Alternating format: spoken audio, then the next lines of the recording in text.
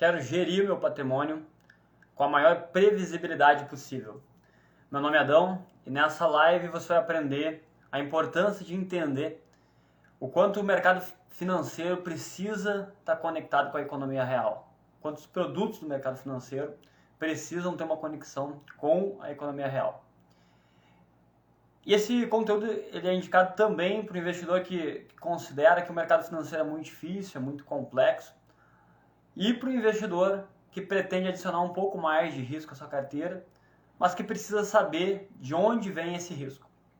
Mas antes de a gente começar a nossa live, eu já peço que, caso você não me siga aqui no Instagram, me segue. E se você está vendo através do YouTube, se inscreva no nosso canal.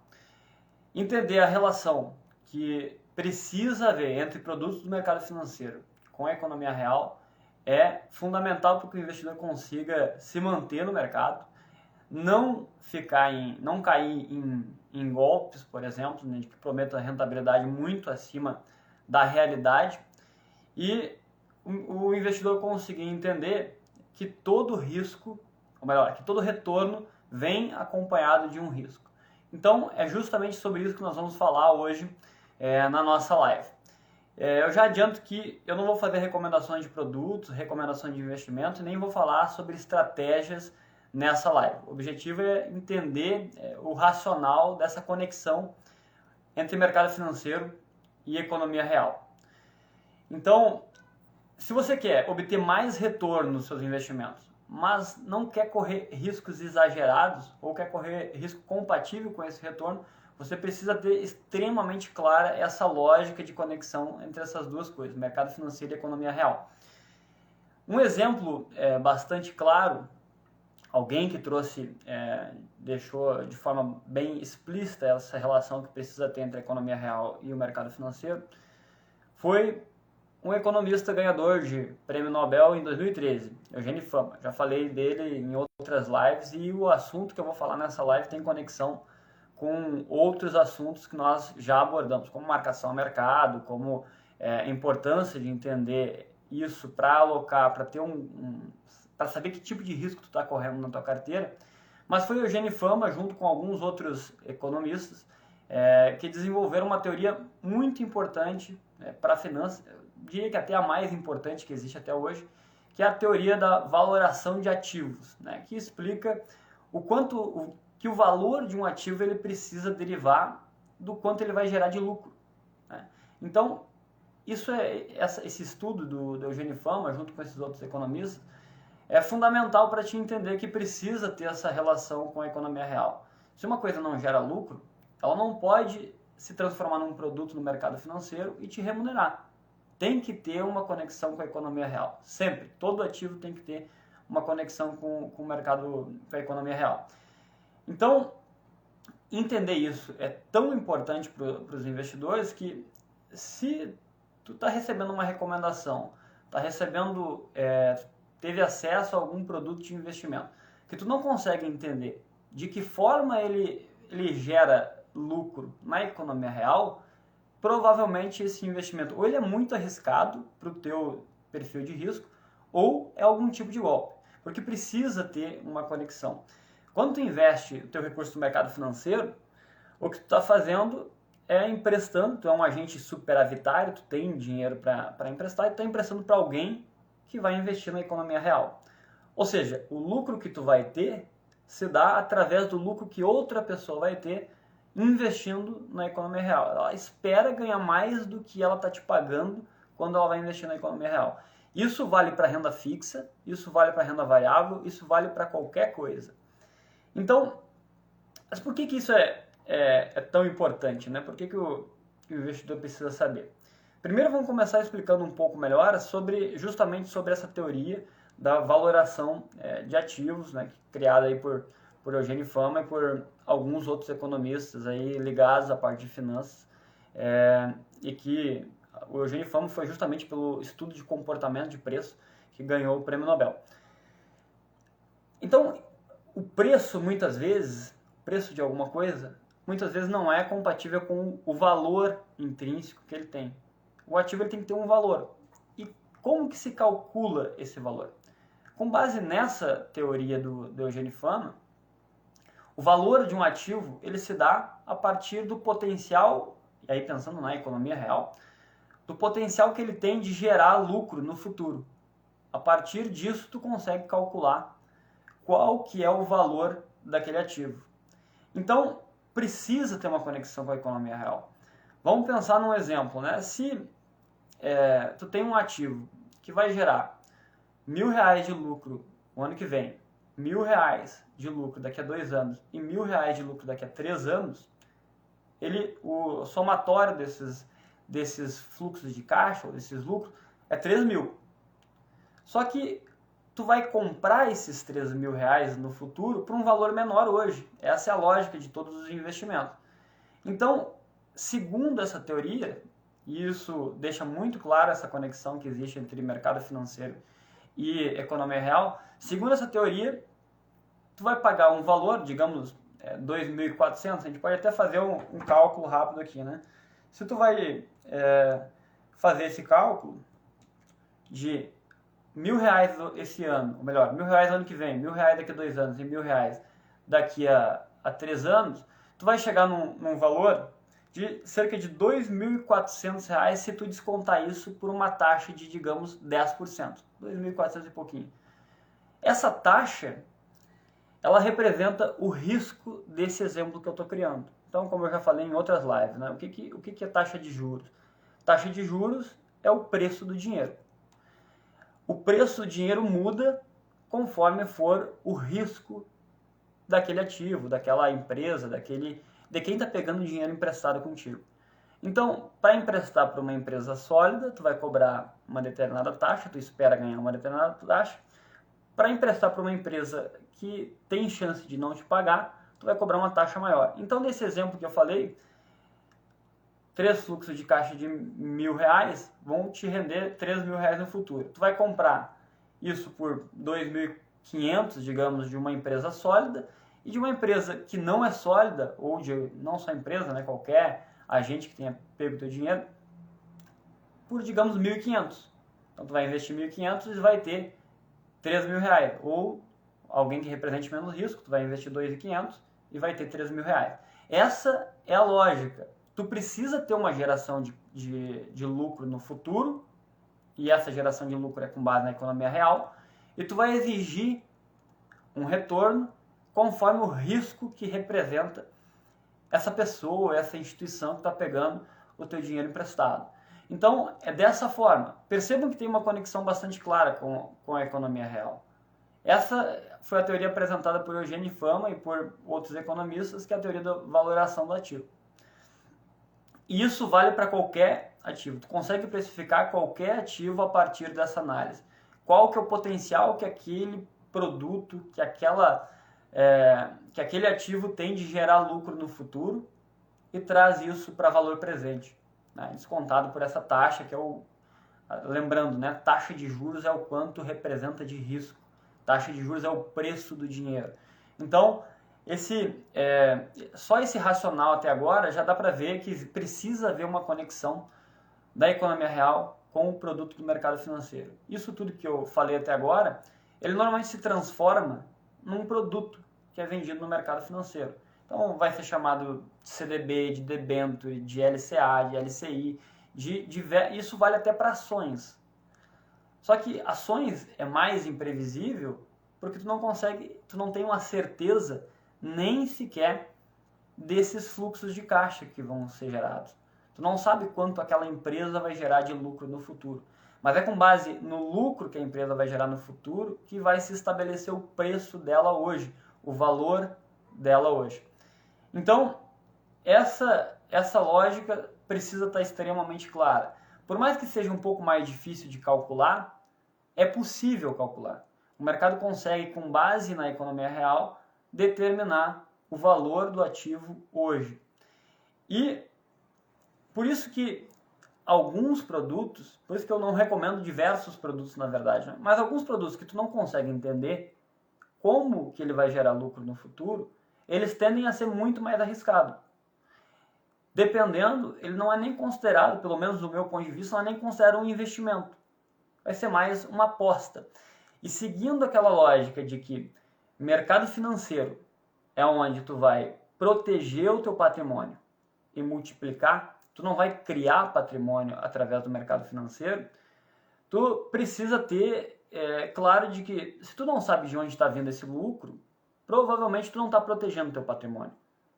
Se o produto que tu está investindo, se o ativo que tu está investindo, tu não tem clareza sobre como ele gera lucro, tu não está protegendo o teu patrimônio. Tu não está utilizando o mercado financeiro para investir. Provavelmente tu está apostando em alguma coisa, né? E aposta é diferente de investimento. E nesse sentido, eu normalmente não recomendo criptoativos para quem trabalha comigo. E essa é uma pergunta bastante recorrente, né? Por que eu não recomendo? Não é nem que eu não acredite na ideia, na lógica. É porque eu considero que é muito difícil do mercado conseguir precificar da maneira correta. Porque a partir dessa teoria que eu acabei de explicar, que é a teoria da valoração do ativo, tu não tem uma geração clara em criptoativos de fluxo de caixa. Tu não consegue calcular qual vai ser o lucro. Ele não gera lucro, é oferta e demanda, puramente oferta e demanda. Então, por mais que a ideia seja muito boa, tu não tem como saber se o mercado está precificando da maneira correta. É muito difícil. O mercado não consegue precificar da maneira correta. Então, o preço pode estar muito longe do valor e eu não consigo calcular isso. Por esse motivo. Aí o investidor pode me perguntar se... Bom, mas aí como é que se calcula o preço, o valor de uma commodity, por exemplo, do petróleo? O valor de uma commodity, ele pode também ter uma conexão com a economia real à medida que tu analisa qual que é a oferta e qual que é a demanda desse produto, dessa commodity na economia real. Então, quando tem um país que começa a ofertar mais petróleo do que era o comum no mercado, é normal que o preço caia. Aumenta a oferta, o preço cai. Se, por alguma razão, ou algum país começa a demandar mais, é natural que o preço suba. Aumenta a demanda, o preço sobe. Então, também, do lado de commodity, também tem uma conexão com a economia real. Então, da mesma forma que eu falei que tu consegue precificar, que o mercado consegue precificar um ativo a partir dessa geração de fluxo de caixa, lá pela teoria do Eugênio Fama, teoria da valoração do ativo, essa conexão tu consegue fazer também, conexão com a economia real, em commodities. Então, por isso que... Só que aí percebam que, no caso dos criptoativos, tu não consegue fazer nem o que o Eugênio Fama falou sobre fluxo de caixa trazido a valor presente, e nem essa relação de oferta e demanda na economia real. Tu não tem isso claro também. E quanto menos claro isso for, mais volátil vai ser o ativo, porque o mercado vai ter mais dificuldade de precificar. E por fim, tu pode me perguntar, por exemplo, bom, mas e por que não há uma moeda, né? Como é que tu precifica o real ou como é que tu precifica o dólar? Também existe uma conexão disso com a economia real. O real vai estar atrelado ao desempenho da economia brasileira, né, à inflação, uma série de fatores que podem ser calculados. Por mais que seja muito difícil, por mais que a maioria das pessoas errem, por mais que a maioria dos economistas errem, tem uma base que tu consegue quantificar. E tu consegue tentar chegar num valor justo para aquele ativo. O dólar é a mesma coisa, vai estar atrelado à economia real. Só que, além disso, para ser moeda, tu tem algumas características que precisam ser atendidas, né? São três características principais. A primeira delas é meio de troca. A moeda precisa ser um instrumento de troca. Então, para ser um instrumento de troca, ela precisa ser atendida por todos. Né? Só que aí já percebam que eu estou saindo da lógica de precificação. Né? Precificação, aquela conexão que eu falei que tem que ter de um produto no mercado financeiro com a economia real. Agora eu já estou falando sobre por que eu considero que o Bitcoin ou outros criptoativos não são considerados uma moeda. Né? Porque primeiro que ele já não atende essa primeira aí, né? Ele não é aceito por todos. Então, para ser aceito por todos, realmente é todos, né? Tu não pode chegar em algum local dentro de onde está sendo utilizada essa moeda e não ser aceito. Imagine alguma pessoa no Brasil chegar com R$1 e não ser aceito. Isso não atende a primeira característica de moeda. Então o Bitcoin já não atende essa característica, né? Tem que ser uma reserva de valor também. Reserva de valor, muitas pessoas até consideram que pode ser, por questões de escassez, que o criptoativo tem, que alguns criptoativos têm. E uma unidade de conta, né? Também essa é uma outra que alguns questionam, mas a primeira não é atendida. Só que aí percebam que a questão aqui não era nem discutir sobre se ela era uma moeda ou não, e sim o quanto é difícil precificar esse ativo específico. Mais uma vez, eu não discordo que seja extremamente relevante, né, tu acreditar na ideia de criptoativos, tu acreditar que isso pode se tornar o futuro. Acontece que é muito difícil precificar por essa questão de conexão com a economia real. Mais uma vez, calcular a partir de fluxo de caixa futuro é muito difícil, porque ele não gera lucro. Ele não gera um fluxo de caixa futuro. Tu não tem essa previsibilidade. E não que seja somente essa teoria que existe, e essas três que eu apresentei aqui, né? Mas percebam que é muito mais difícil para o mercado. É muito mais difícil para o mercado encontrar o valor justo. Então, pensando que o mercado seja o mais eficiente possível, que é outra hipótese do mercado eficiente, é outra teoria também do Eugênio Fama, que ele seja o mais eficiente possível, vai ser muito difícil ele conseguir encontrar o valor justo desse ativo por essa razão. Eu não sei se ele gera lucro, não gera no caso, né? Ele não está conectado a nenhum ativo real, então se não está conectado a um ativo real, eu não consigo, na economia real, como é o caso de commodities, por exemplo, calcular a oferta e demanda, e não atende às características de moeda. Não atende às características. Por mais que, como o Rodrigo colocou ali, tenha sido utilizado em alguns países, a volatilidade dele é impressionante. Ela não condiz também com a última característica da moeda, que é a reserva de valor, porque oscila demais, né? Tu não sabe para onde vai. E esse não sabe para onde vai tem essa conexão com a dificuldade que o mercado tem em precificar. Não que no futuro isso não seja, sei lá, uma moeda universal. A questão é como tu saber se o preço de hoje não está muito acima do valor que realmente esse ativo tem. Tu não consegue fazer esse cálculo, né?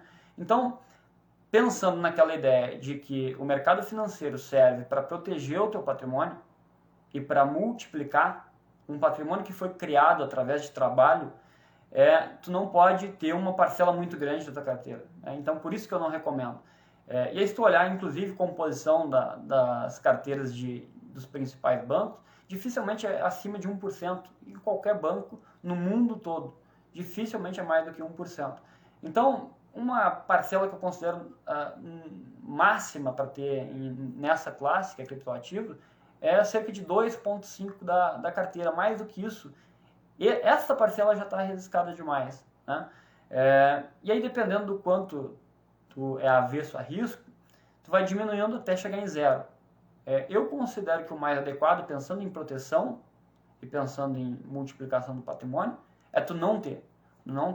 Tu pode até ter uma parcela da tua renda, uma parcela do teu capital que tu considera mais para uma aposta, para um investimento que não tenha essa lógica de proteção patrimonial. Agora, se tu encara o mercado financeiro como um local onde tu vai proteger o teu patrimônio que tu construiu com o teu trabalho, não é uma classe adequada.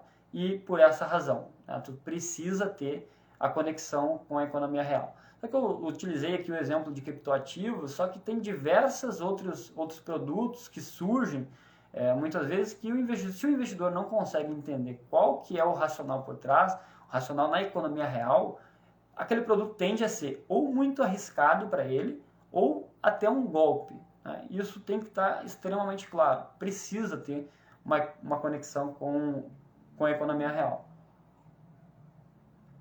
O lucro que tu vai ter no mercado financeiro, ele não vem do nada. Não é simplesmente eu estou ganhando porque alguém está perdendo. Não, é uma geração de valor ao longo do tempo, né? Então esse é pelo menos a lógica que eu entendo para investimento. No curto prazo, operações no curto prazo, até pode seguir a lógica que eu disse que não acredito, que é para um ganhar, o outro tem que perder. Só que, mais uma vez, essa forma de investir eu não considero investimentos para proteção e para multiplicação de patrimônio. Isso, ou tu está tentando obter a tua renda a partir disso, ou tu está simplesmente apostando. Agora, se tu está investindo uma renda construída em outro lugar, não é fazendo operações de curto prazo e também não é investindo em ativos que tu não entende qual que é a conexão que tem com a economia real. Então, nessa live, nós falamos um pouco sobre, primeiro, sobre a necessidade de conexão entre economia real e produtos do mercado financeiro. Aí eu falei utilizei o exemplo de criptoativos, né, para trazer essa lógica, né, primeiro utilizando lá a teoria do Eugênio Fama sobre a valoração do ativo a partir de fluxo de caixa futuro, né, quanto ele gera de lucro trazido a valor presente. Depois falei sobre exemplos como commodity, né, que pode ser calculado a partir de análise de oferta e demanda na economia real. E depois falei por que eu não considero esse ativo também semelhante a uma moeda como o real e como ao dólar. Então, pessoal, esse era o objetivo da nossa live de hoje, né? Mostrar para o investidor o quanto é importante ter conexão com a economia real. E toda vez que não tem essa conexão, que o valor de um ativo sai muito, ou melhor, o preço de um ativo sai muito do valor intrínseco dele, tu tem uma tendência a ter uma crise financeira, aquilo que é chamado de bolhas dentro do mercado financeiro. Mas esse é o assunto aí da nossa próxima live, que vai acontecer terça-feira que vem. Boa noite.